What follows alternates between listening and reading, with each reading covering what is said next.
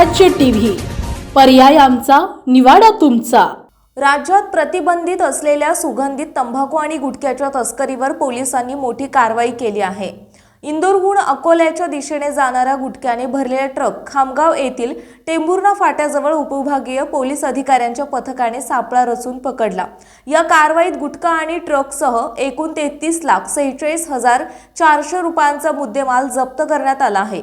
इंदूर येथून अकोल्याकडे जाणारा MP09 GH 8165 क्रमांकाच्या ट्रकमध्ये मोठ्या प्रमाणात अवैध गुटखा असल्याची खात्रीशीर माहिती उपविभागीय पोलीस अधिकारी खामगाव यांच्या पथकाला मिळाली होती। या माहितीच्या आधारे पथकाने टेंभुर्णा फाट्याजवळ नाकाबंदी करून संशयित ट्रक थांबवला।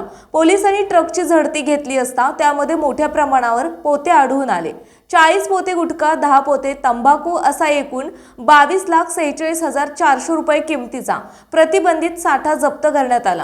तसेच वाहतुकीसाठी वापरण्यात आलेला ट्रक असा एकूण 33,46,400 रुपयांचा मुद्देमाल पोलिसांनी ताब्यात घेतला। या प्रकरणी पोलिसांनी ट्रक चालक ब्रिजगोपाल गुलजार सिंग यदुवंशी याला ताब्यात घेतला असून त्याच्यावर गुन्हा दाखल करण्यात आला आहे। हा गुटखा कोठून आला आणि तो अकोल्यात कोणाकडे पोहोचवण्यात येणार होता याचा पुढील तपास पोलीस करतायत। आज रोजी सकाळी आम्हाला मिळालेल्या गोपनीय माहितीनुसार आमच्या ऑफिसमधील ASI Raut, head constable Thorat यांनी टेंभुर्णा फाट्याजवळ ही कारवाई केलेली आहे।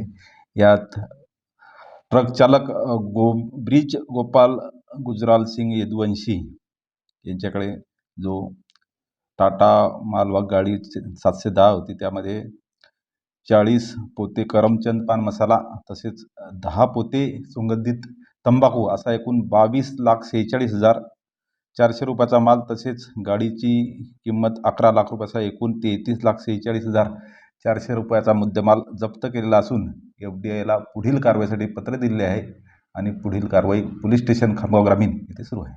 हा ट्रक घेऊन कुठे चालला होता? सध्या चौकशी सुरू आहे। तपासानंतर त्याबाबत अधिक माहिती मिळेल। बुलढाणा जिल्ह्यातील महत्त्वाच्या घटना आणि घडामोडी पाहण्यासाठी तुम्ही निर्भीड स्वराज्य या चॅनलला अद्यापही सबस्क्राईब केलं नसेल तर आत्ताच जाऊन सबस्क्राईब करा आणि बेल आयकॉन दाबायला विसरू नका आणि फेसबुक पेजला शेअर आणि लाईक करा। पाहत रहा निर्भीड स्वराज्य।